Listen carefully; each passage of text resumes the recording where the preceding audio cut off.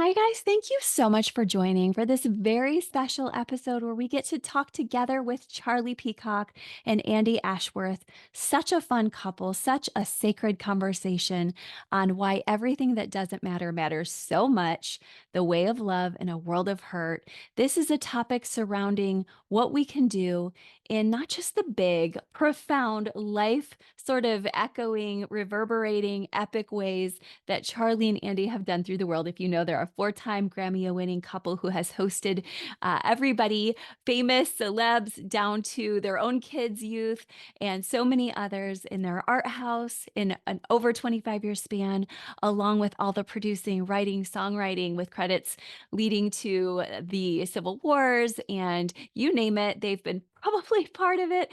Their extensive resume and credentials in IMDb and all the rest are just so prolific and beautiful.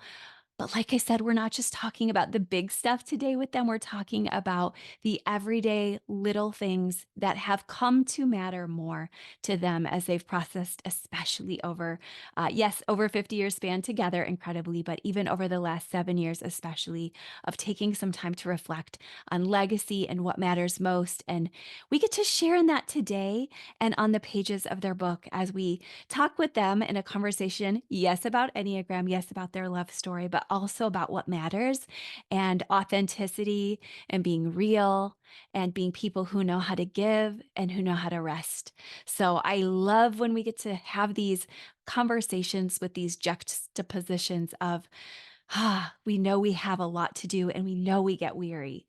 But can we just talk about it? Can we talk about how real and hard it can be? Can we really let down our walls and have friendships where we're super authentic? I know we talk a lot about that on the pod, and that's why it's the perfect timing as we start this new year. Many of you are goal getting, 10 stepping, 3 stepping over here or there with me. And they just remind us, guys, slow down, stop thinking in terms of so many steps, and start embracing the present. And they say this, of course, I'll let them share more, but with a humility that knows we're going to make mistakes along the way. But here's the big questions you could be listening for and looking in between the lines that we're sharing today out loud. And that is, how can I really connect with my people?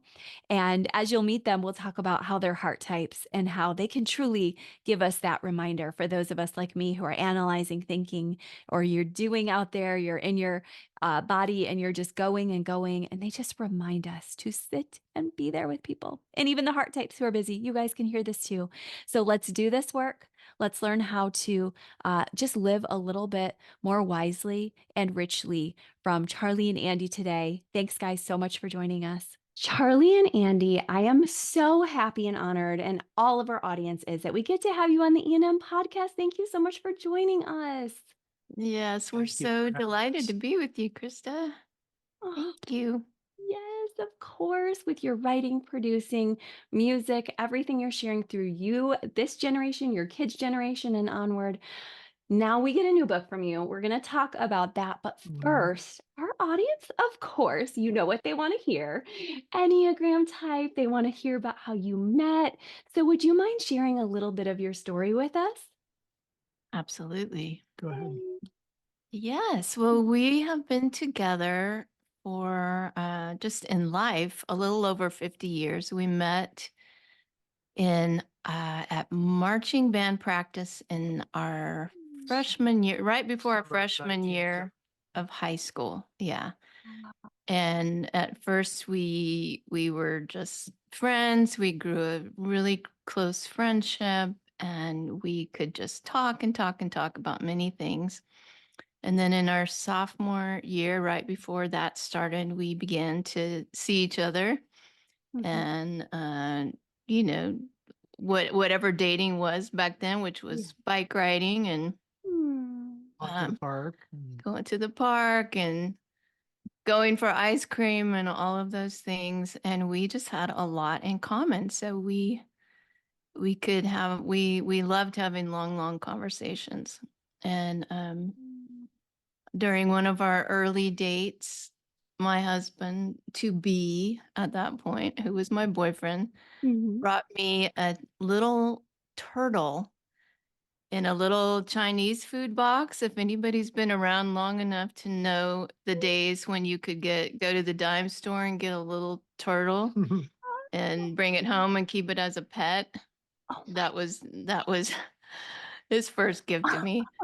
But that's yeah, so cool. What a yeah, cute gift. How fun. sweet. Yeah, sweet. So, yeah, what else can you add? Um, well, for me, I just thought Andi was just the most beautiful girl in the whole world, and that if she were to be my girlfriend, I would be like the luckiest boy at Yuba City High School Yes. in Northern California. So, yes, I fell madly in love, much to our parents' chagrin, Mm. and but we really were inseparable, Oh. and that, you know, of course, we have adult grandchildren and grandchildren. They're still teenagers, and Mhm. and the last thing we're doing is recommending that they get married at 18 and 19, Yeah. you know. Yeah. But we did it, and by Yeah. God's grace, we are still here Mm. together, Mm. and Mm. have an odyssey Mm. story to tell, many many changes of fortune and changes of mind and heart, and Yeah. um Mm. but yeah, I mean, we're stuck together at this point. I think if you figure it, I think it's been, well, our 50th wedding anniversary is coming up Mm. soon, but we've actually been together about 53 years. Oh, oh my gosh, congratulations. That is Thank you. Yeah. beautiful. You guys have, like you said, really had this whole gamut of experiences. I love how you likened it to the Odyssey. Just, it's been Mhm. epic. And Mm. Yes. what's so beautiful is you're not withholding it. You are like, I have it to share. We're going to share it. And I know Mm, you also probably just steal away and have your times together. One of the mhm. fun things we talked about before coming on also was you guys know mostly your Enneagram types, but you're still sort of exploring. And what I'm sure our audience is sort of assessing too. They're thinking, which types are they? And hopefully you're making guesses out there. You can Right, always right. share them with us. But what I Yeah, loved hearing either way is you both have huge hearts. You yeah. mentioned, Charlie, that you believe you're a 3, and Andi, you Hmm. said you're perhaps a 2 and a 4.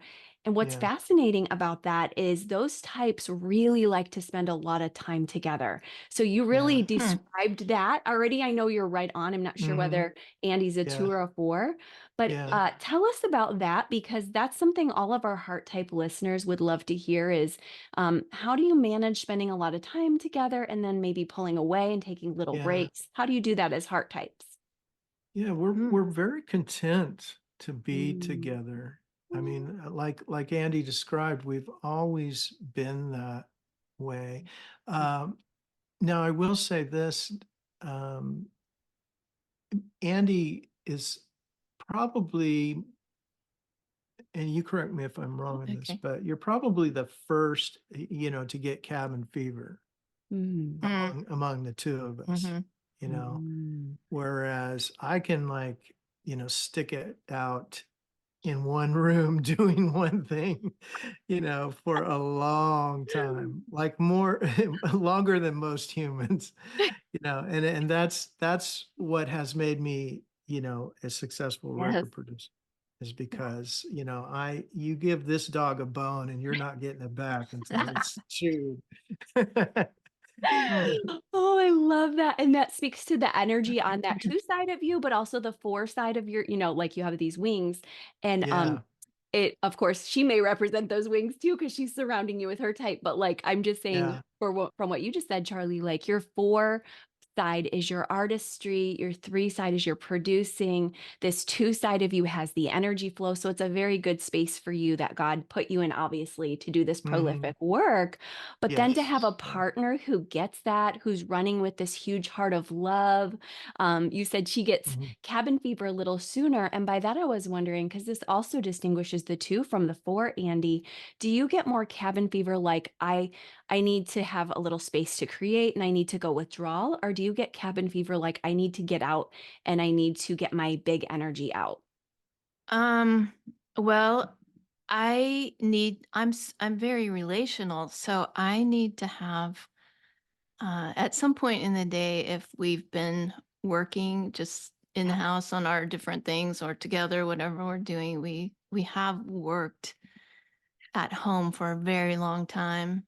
Yeah. Um, and for right now, it's more if I need to have a conversation with a friend, Mm, or just a neighbor, or just yeah. get out of the house and connect with a conversation outside of our home. So I think that's what he's talking about. So cabin fever, more that even if I go out on a walk and I Get a see, walk or a drive. yeah, walk or a drive and go out and I see other people, or I take a walk and I see a neighbor and I chat for a minute, Mm.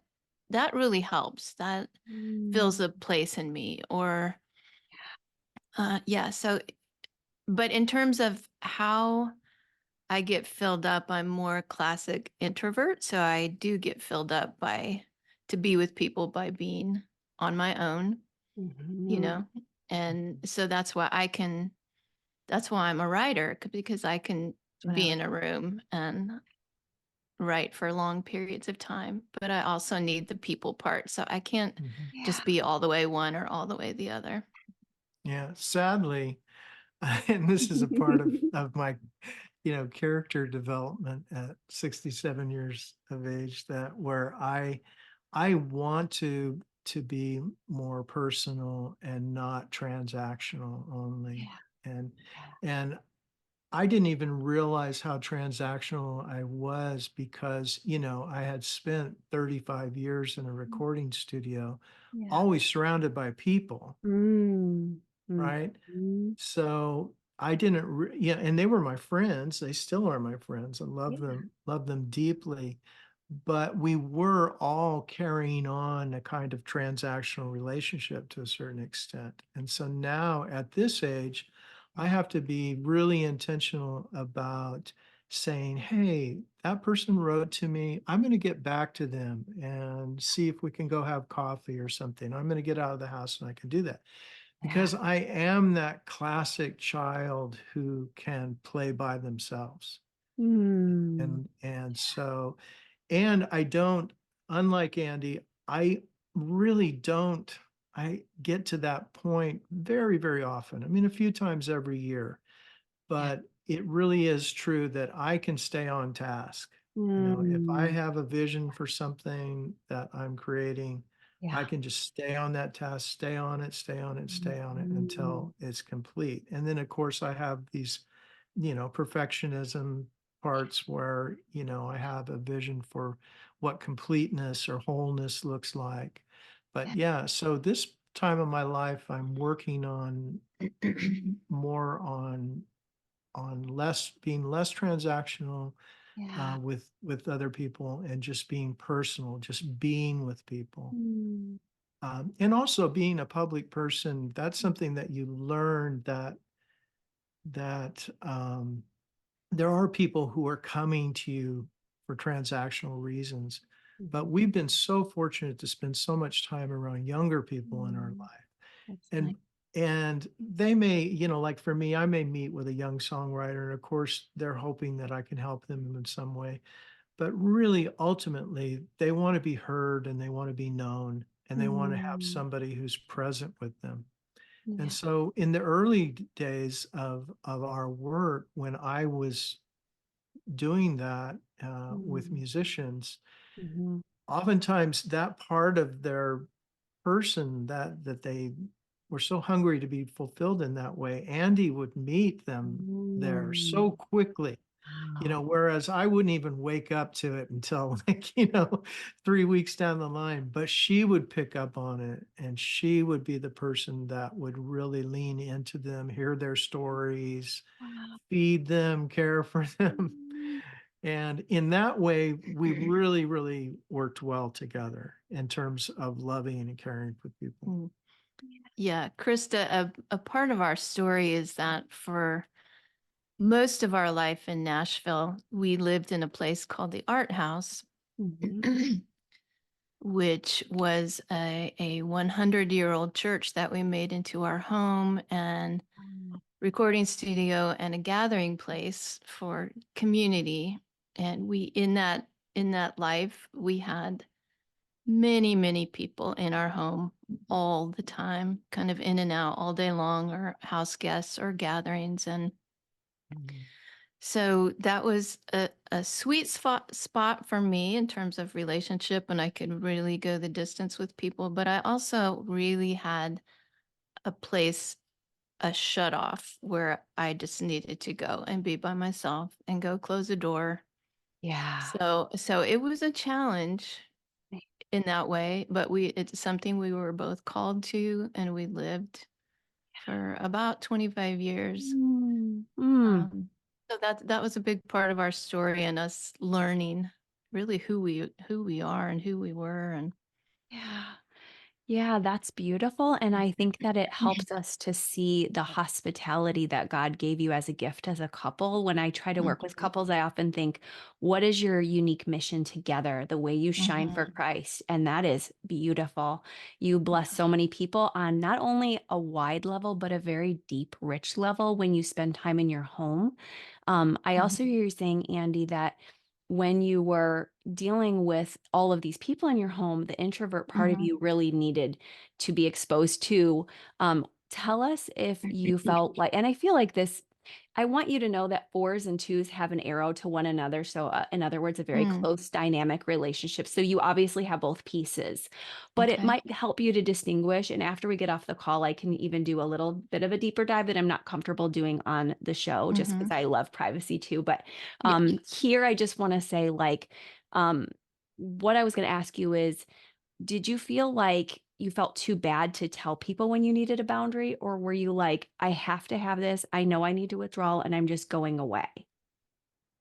It was something that I think we were learning it Yeah. all the way through, Okay. because we I didn't love start how out in the very beginning. We didn't really start out with Annie any boundaries, any Yeah. knowledge of how we were going to do this really big thing, and live Yeah. inside of it all the time. Yeah. And so we learned the whole way through, and we were the older we got, the more we understood our need for boundaries. Interesting. But actually putting them into place was very difficult. Wow. Just the way everything was set up, Yeah. um, it was difficult. So I didn't even learn the words introvert and extrovert and what they meant until I was pretty far into that life. And I was doing some therapy, and we, I think it was a Myers-Briggs test. And when I even learned that much, it was like the world opened up Mm. and I understood, oh, I just can't be with people 24/7. Yes. It's very good and healthy in the way God created me, Yeah. to need some privacy and need some space. Mm.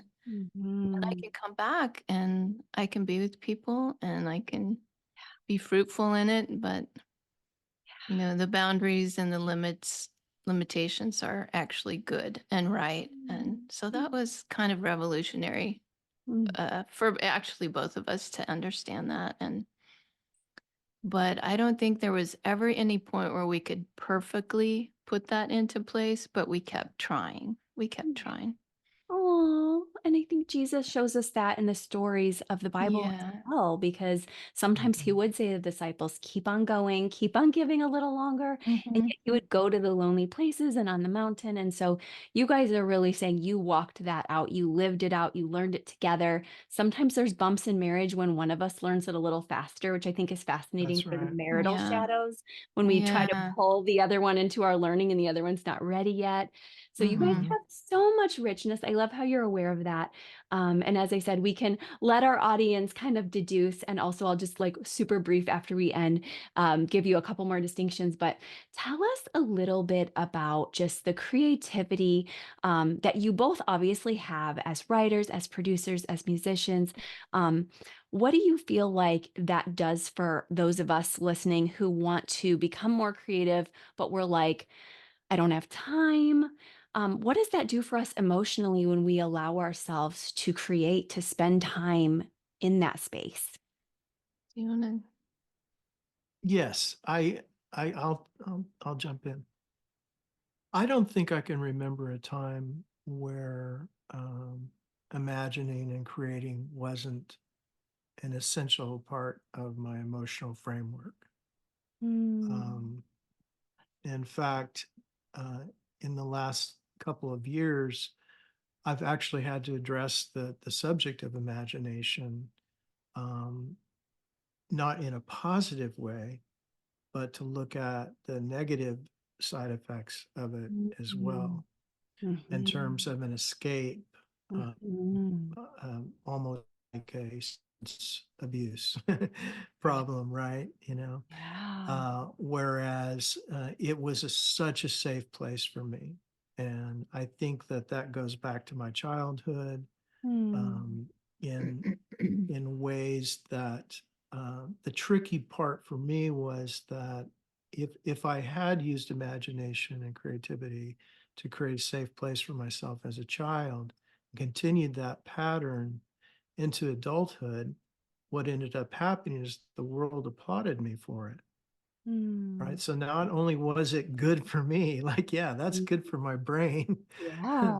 you know, Mhm, but now it's good mhm. for my family and my pocketbook and, Yeah. bank account, all of that sort of thing. Right. And so it wasn't until decades and decades that I could really get to the point to see that, okay, this is the imagination. C.S. Lewis calls the organ of meaning, is Mm, such a powerful tool. I mean, a human being in 2 seconds can imagine enough work for 1,000 people to take 30 years to accomplish, right? That's how powerful the imagination is. So it can be a very, very tricky, dangerous tool. mm, And when you get rewarded for using it over and mm, over and over again, it may mm, take you some time to realize that, you know what, this is also your drug. And this is mm. also how you escape responsibilities, how Mhm. you put life together in a way that doesn't allow for others to enter in or Yeah. to hear their voices and respect their Mm, voices. And so there's a lot of complexity for me surrounding mm, that subject mm, that I've been working through for the last 7 years, mm, and getting clarity on. But but it is, so I'm both saying that, of course, it's a beautiful thing. It's emotionally enriching. It's my sweet spot, obviously. yeah. But I've also come to see that there can be not a darkness in the fruit of it specifically, Mm, like in terms of what one is making, mhm, but maybe that just learning that, look, are you escaping? Are you running towards something or running away from it? And just making sure that that imaginative creative work is based in love, based in community, based in family, all of those things, and mm, just keeping those at the forefront of your direction. mm. That's really interesting. It goes with what you told us about just being in that three space of it's a future thinking type versus present or past. And so the Mhm. transactional experiences, like you said, were very rewarded in the creativity space, even. So even as Mhm. you two now have come so far with your creativity and you've brought generations forward, it could have all been lost if you never maintained this gaze of presence, if you That's never right. allowed it to saturate your family. So it's Mhm. fascinating because even though we're welcoming people to follow your lead in creativity, thank you for reminding us all it's not worth your relationship. Staying present has been such a gift to you in these last 7 years, it sounds like. It has. It's been really um, I mean, you know, being together this long, obviously, lots of mountaintop experiences, lots of deep valleys, near drownings, fires, Yeah. everything. Yeah. Uh, but I think we would both say that these last few years in the healthy place that we're in right now, and in the communion that we shared together now, having in a sense survived one another and the world. This is a beautiful spot that we're in. We're very grateful. Yes. And if I might just add a word about, Yeah. so we both have a very anchoring theology in that imagination and creativity are given to all of us, embedded in our being by God. And Mhm. so there's so much that,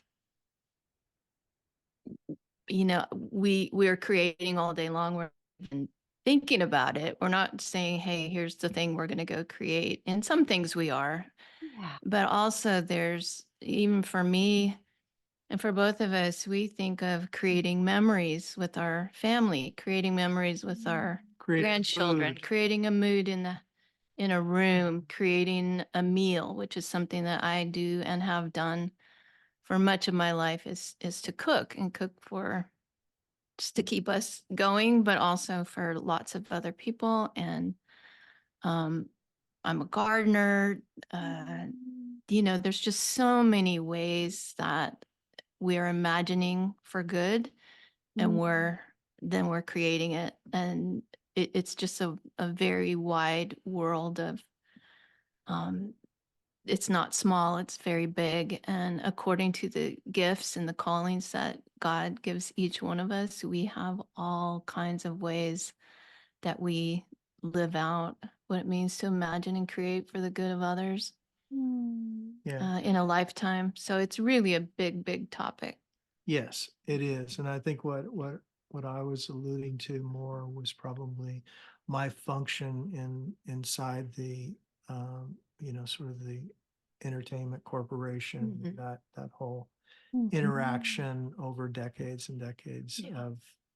of in a sense making products, that go out into the world, whether those are songs or films or books or whatever it might be, Mhm. which comes with its own unique challenges, Yeah. just as, serving 100 people in your own home comes with its own unique challenges, serving them breakfast, lunch, and dinner, which we've actually done. So Mhm. Wow. Yes, you guys are really reminding everybody of that. And honestly, I recently heard a study that shared not everyone was creative, and it goes against everything we share on this podcast and that you just oh shared. yeah, And I'm for just so sure. comforted to hear Mm. you guys say that everyone has Yeah, creativity. yeah, Mhm. Mhm. Yeah. Yes. Well, yeah, we don't like to hear that. Well, we do like to hear everyone has creativity. Yes, but we Yes. don't like to hear yeah. people say that, I mean, in fact, so much of our early ministry work was working with people who were saying, I'm not the creative one. It's my sister who is. It's like, whoa, whoa, whoa, hold Wow. on there. No, let's start again. Mhm. Yes, thank you. Mhm. Everyone is clapping right now in their cars or wherever they're listening from. Like, yes, I'm creative too, even if I'm a scientist or a math teacher or Well, of whatever we might. course, Yeah, yes, I mean, Absolutely. absolutely. right. Right. And so thank you just expanding us a little bit here. And you guys Mhm. have created such a Yeah. beautiful book we're all excited about. Yeah. Tell And us. I would say that Mhm. that subject is covered pretty extensively in the book. Yeah, And yeah. so for your listeners who want to do a deep dive into that and into the imagination and creativity subject, then definitely find that in the book. That's what we're hoping. Okay, good. And also, I want to ask you as we transition to talk about the book, tell us what you guys would like to also about your start in creating. Just if you want to give us any backstory, feel free, or you can just tell us about why you felt like this book was the right time right now. Mm, great. Why don't you start with what your husband did to you? Well, And then how we got tricked together. okay. Ooh. Well, we began this book by one day, Chuck, and I call Charlie, I call him Chuck. That's who he was from the time I met him. He wasn't a Charlie yet. But he came to me one day a couple of years ago and said, "Hey, do you have essays that have been published? Do you have them printed out somewhere?" And I said, "Sure." I got them for him. He started looking at them and went from there to um, what we thought might just be doing something with those pieces that we had written over years of really from living our life, and we had written as kind of as we lived and experienced our Combining, combining maybe our 10 from her, 10 from me. yeah. So then fast forward and we find ourselves Yeah, our book yeah agent. Yeah, uh, our book agent got involved, and a publisher had a real vision for um, those essays, and thought, well, this is great, but what if you were to take these and, some of them were written 20 years ago. What if you were to take these and to think through, where you're at today? And then not only that, what if you were to completely reimagine them as letters written to a specific audience? And so that was really a great door that she opened, and we walked through it. But the way I say that we got tricked into it is because we really did think we were aggregating and compiling essays and then just publishing them, in a book. We didn't realize that we were going to get, fully immersed again in, major book publishing world, and rewriting, most of the material yeah, that we which had. ended up being such a good thing Oh, it was because our incredible. Yeah. fantastic editor Yeah. No, we were, came in and said, "You guys, this is the time to say everything that you never said before. Go in Oh my. and just," I can't remember her words anymore, but basically just go in and begin to write over again. So we did, and we have a completely um, a book that we're so proud of now, and that feels very current. It's a book of stories and reflections from our life, and that are applicable to anybody on a multitude of subjects. And with the name of the book is Why Everything That Doesn't Matter Matters So Much. As we went in and kind of realized everything that we're saying is the things that often get put out front as the most important things you do in your life, Yeah. which might be only a few things, maybe with titles or like your bio and your blurb, yeah, as if yeah, that completely defines you. yeah. And there's so Yeah. much more. And in Christ in particular, just everything that we do that he calls us to and get the life that he gives us has so much meaning, and You have everything. 2 quotes too that really define them. Yeah, well, and I do have, I've written there's a whole chapter for me, called Why No Part is Too Small to Matter to Those Who Need Reminding of the Greatness of Small Things.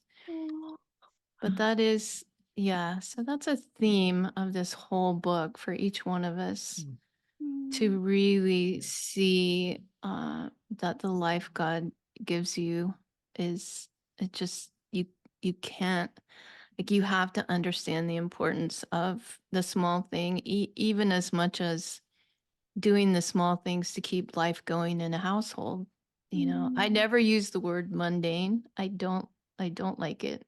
And I don't think anything is mundane. I think small things add up, and over months and years, they're very, you know, all the different parts, even for Chuck being a record producer, there's so much to it other than just the big blast at the end when a project is finished and you've got a record. And Yeah. you know, Yeah, and you're making me think of, I believe it's First Corinthians 12, but all the parts having honored, even the small parts.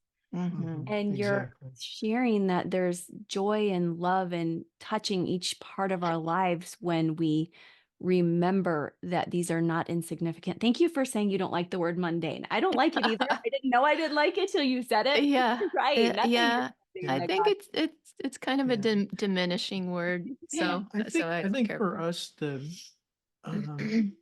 I like to say that we were fortunate to have really great teachers up close and from a distance from the time that we were young Christians, and not that we didn't get lost now and again, because we certainly did, yeah. but I think the idea that there's just literally no stray molecule that God does not have authority over, um, does not have care over. And so because of that, I think it's important for young Christians to get in the habit of walking through the world as if it is a non-neutral environment, like just having a mind of non-neutrality, where everything matters. That doesn't mean you have to give the weight of significance to something that it doesn't deserve. It just means that you can be aware that there's no small things, there's no small people, there's no small places in terms of God's view of it. And so therefore you can have this sort of preparedness and readiness to interact with the world and people at both the micro and the macro level. And that's what you see in the scripture, right? I mean, you see in many ways, when you read through Genesis, you're reading this macro story of poetry, right? And an origin story. And then Jesus arrives on the scene and he turns it into the micro story, right? And makes it very, very personal. Yeah. Wow. Yeah. He lives it out and shows us the resurrection. And you're right that he also does that loving. I love the subtitle of your book, The Way of Love in a World of Hurt, because he certainly experienced that. I know we can really think on that when we're in that space. Tell us why you felt like this world was in a space where this was essential. Like I said at the beginning of today, I feel that with you. I feel like we needed your words. We need your reminders of these small pieces. Is it because we're moving so fast? Is it because you guys see in the producing and creativity world some of the things we may not see on the outside? I don't think it's that so much as it's more neighbor to neighbor, friend to friend. We're seeing it in one another. We're hearing the same echoes of loneliness and brokenness and busyness and the requirements of contemporary life that are in so many ways so inhuman. And you know, sociologists will talk about us being in a post-human stage. And so all of the technology and the AI things things that we see can be very overwhelming Yeah. in terms of feeding into that idea that somehow we're in this post-human state. Yeah. And I think uh, what we have on offer is to say, no, no, no, I wouldn't go there. I would say that people who follow Christ, people who are eagerly seeking to know God, Mm. are in this heart mind position um, where they want to know how to be an authentic person, whether it's 2024 or 1024, you know, and that's really what's at play. It's to follow Jesus in your time, which will have its unique challenges, right? Mhm. But in terms of being human, not really that much different.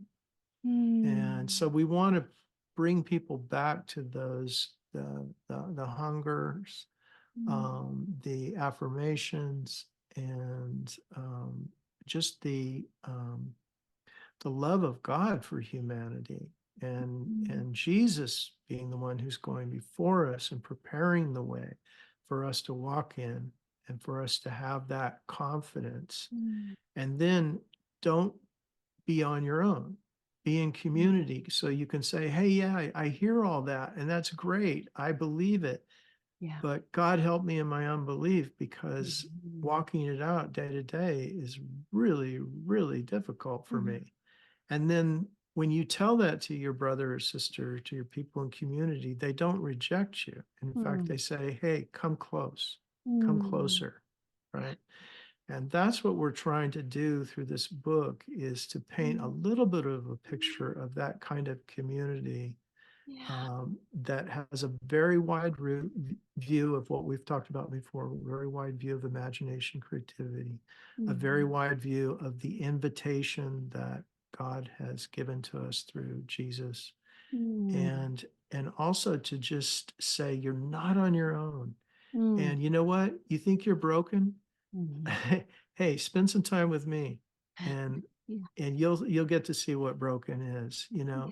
and yet you're I'm not going to reject you, and Yeah. you're not going to reject me. Yeah. And Mm.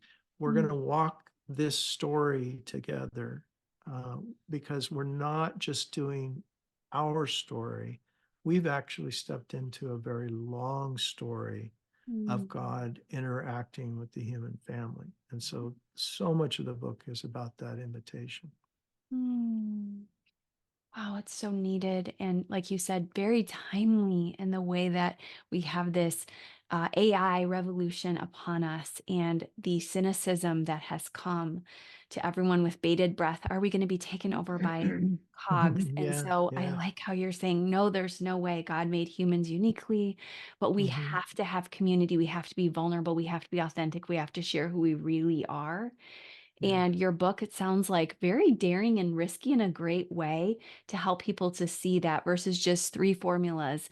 It's like, no, let me invite you on this deeper walk and let us pour out what we've learned along the way. Mhm. Before Love we to hear. end, yeah, and go I ahead with well, I was just going to say, I'd love to hear Andy say a few words about formula. oh, Oh, geez. Would you? formula. Right? Well, Yeah. just formula. To me, it never works. I don't want to hear formulas. I don't want 10 steps. I don't want five things that work. I think we What do you all want? I want people to be human together. I want it to be safe for us to be human and needy and vulnerable, Yeah. and to understand that that is the way we are. There, Mhm. that is what we need. Um, we need to be in the room with each other, or we actually need to be with who we are with. Mhm. Um, we need to sit around tables together and share a meal. And that is actually one of the most countercultural, Mhm. um, important things that we can do, is just to have these very human times where we're just getting to know each other. We're learning each other's stories. We're Mhm. listening. We're asking questions. We're bringing a hospitality of spirit, a hospitality of curiosity. We are welcoming people and extending the welcome of God without a banner over it, but it's just something that, I've found over the years that the table of hospitality is one of the safest places that you can be as people are just doing the very human needy thing of eating together and Yeah.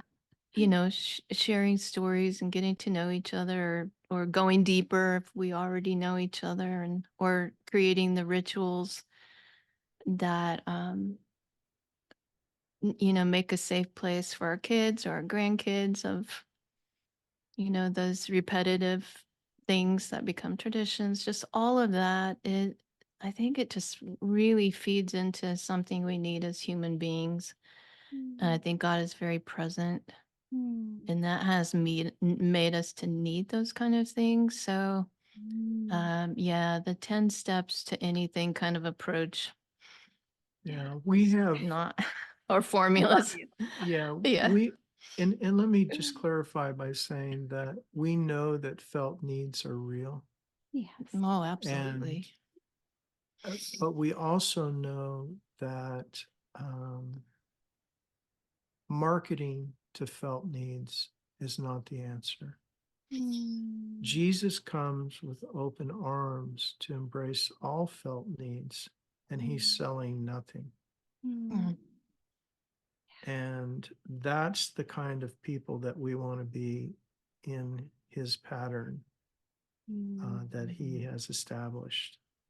And I know that's difficult. I mean, I know that, believe me, again, working with entertainment corporations my whole life, I know that all marketing drills down to felt needs and all language is constructed that way. But, that's why I pointed to Andi to talk about formula, because she's been so faithful in just staying away from this.